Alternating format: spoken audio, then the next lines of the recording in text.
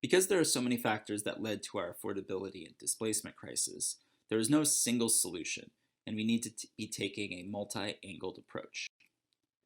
First and foremost, state laws in California make it difficult to build housing. It takes too long and is too expensive. We need a more streamlined process that promotes building more homes and limits angry neighbors' ability to stop housing creation. We need to update the California Environmental Quality Act, known as CEQA, because our environmental challenges are very different than they were in 1970 when the law was signed. Lastly, Prop 13, passed by the voters in 1978, creates a bias against building housing.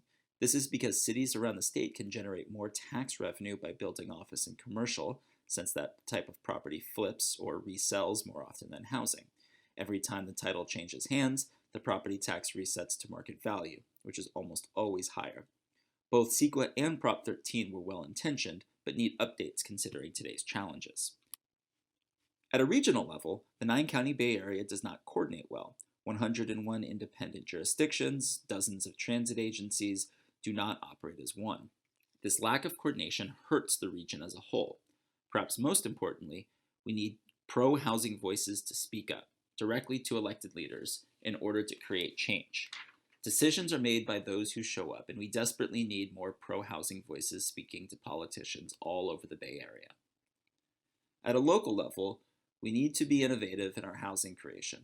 There are small options available, commonly referred to as affordable by design, that add incremental housing supply.